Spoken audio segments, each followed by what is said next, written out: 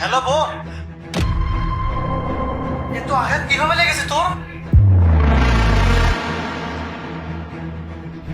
এটা আসলে ভাইয়া বাথরুমে টাইলস লাগানো তো, তাই পড়ে গিয়েছিলাম, তাই একটু ব্যথা লাগেছে, বেশি লাগেনি, একটু লেগেছে। কিন্তু বোন, বাথরুমে পড়লে তো এত বেশি ব্যথা লাগার কথা না। কোনো সমস্যা হলে আমাকে বল। পাগল হয়েছিস নাকি? আমি অনেক খুশি আছি, তোর দুলাভাই আমাকে অনেক ভালোবাসে, আমার জন্য আংটি নিয়ে এসেছে। তুই এখন রাখ, আমি তোকে পরে দেখাবো, এখন আমার কাজ আছে। শোন বোন, যখন আমি বলেছি কল কাট, তখন কল কেটে দিবি। জানি না কোন অশিক্ষিত আমার মাথায় তুলে দিয়েছে। তুই জানিস আমি অন্য কাউকে ভালোবাসি, অন্য কাউকে। আর তুই যদি কাউকে বলার চেষ্টা করিস, আজ যা মেরেছি কাল এর চেয়ে বেশি মারবো। আজকের পর তোর পরিবারের কারোর সাথে কোনো ফোনে কথা বলবি না, মেসেজ করবি না। যদি করিস আমার চেয়ে খারাপ আর কেউ হবে না। এই চেহারা দেখে রাখ, আর রাতেও দেখবি বেল্টের সাথে আর লাঠির সাথে, বুঝেছিস? এখন কে আসলো? আমি দেখছি। হ্যাঁ, দেখে আয়, যা।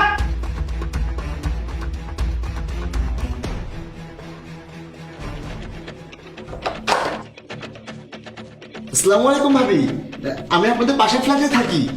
আপনার নতুন বিয়ে হয়েছে তাই না? কিন্তু এসব আঘাত কিভাবে লেগেছে?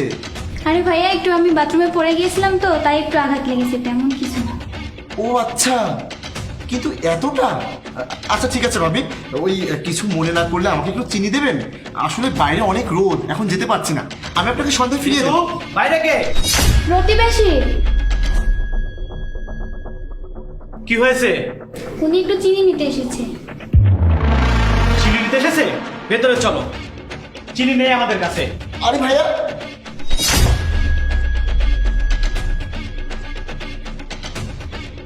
এই, তুই তাকে বলতে যাচ্ছিলি আমি আর যেন কারোর সাথে তোকে কথা বলতে না দেখি। আমার ঘরে কারোর জন্য কোনো কিছু নেই, অনেক কষ্ট করে কামাই করি আমি। আবার কে এসেছে?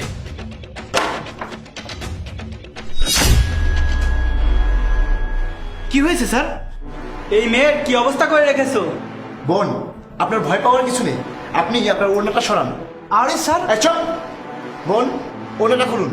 আরে ওড়নাটা খুলুন বলছি। আরে স্যার, আর আমি পুলিশ অফিসার। আপনার ভাই আপনার চেহারা দেখে এতটা ভয় পেয়েছে যে সে আমাকে কল করে আপনাকে দেখতে বললো। আর সেজন্যই ইনভেস্টিগেশন করার জন্য আমি চিনি নেওয়ার বাহানা করে এখানে এসেছিলাম, যে আসলে কি হয়েছে। আর আমি নিজের চোখে দেখেছি এই মেয়েটা কতটা ভয় পাচ্ছে আর তার শরীরে কতটা আঘাত করা হয়েছে। আর আপনি আমার সামনে তার সাথে খারাপ ব্যবহার করেছেন, আমার মুখের উপর দরজা বন্ধ করে দিয়ে তাকে শাসাচ্ছেন। বোন, আপনি নিজের মুখে বলুন তো কি হচ্ছে আপনার সাথে? ভয় পাওয়ার কোনো কারণ নেই। স্যার, আমি একজন খুব সাধারণ পরিবারের মেয়ে। সে আমাকে বিয়ে করে এনেছে, আর বিয়ের প্রথম রাতেই আমাকে জানোয়ারের মতো করে নিয়েছে। আর আমার এই অবস্থা করেছে, এখানে আমার কোনো দোষ নেই। সে আমাকে ধমক দিয়ে এটা বলেছে সে আমাকে বিয়ে করতে চায়নি। তার পরিবার এই বিয়ে তাকে করিয়েছে, সে নাকি অন্য কাউকে ভালোবাসে। সে আমাকে টাকা আর এসব গহনার লোভে বিয়ে করেছে। সে ভেবেছে এই গরিব ঘরের মেয়ে সব সহ্য করবে, তাই আমাকে হুমকি দিয়েছে। আমি যদি কাউকে কিছু বলি তাহলে সে আমাকে জানে মেরে ফেলবে।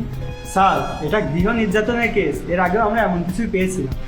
হ্যাঁ, এই ধরনের ছেলেরা টাকা আর গহনার লোভে মেয়েদেরকে বিয়ে করে তাদের উপর নির্যাতন করে, বাসার কাজের মেয়ে বানিয়ে রাখে, আর বাইরে অন্য সম্পর্ক করে।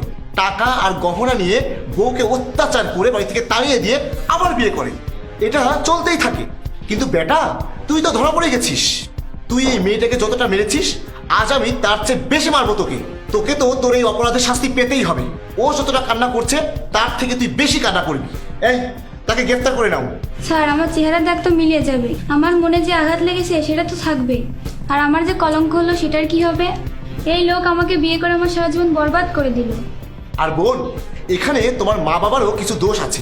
তারা এটা দেখেছে যে ছেলেটা কতটা ধনী, কিন্তু তারা এটা দেখেনি যে ছেলেটা কেমন মানুষ, যার জন্য তোমার জীবনে কলঙ্ক হলো। আরে তুই কি মানুষ না? তোর বোনের সাথে যদি এরকম কোনো কিছু হয় তাহলে তোর বোনের কেমন লাগবে সেটা কি একবার তুই ভেবে দেখেছিস? আজকাল এমন অনেক হচ্ছে, আর এই ধরনের কেস আমরা অনেক পাচ্ছি। আর তোর কেসটা আমি নিজে দেখব। তোকে এমন শাস্তি দেব যা দেখে অন্য কেউ ভয় পেয়ে আর কখনো এরকম কাজ করবে না। স্যার, আপনি আমাকে মাফ করে দিন। আজকের পর আমি কথা দিচ্ছি ওকে আর কখনো মারবো না, ওকে আর কিছু বলবো না, আর কোনো খারাপ কিছু করবো না। এই, নিয়ে চলো তাকে।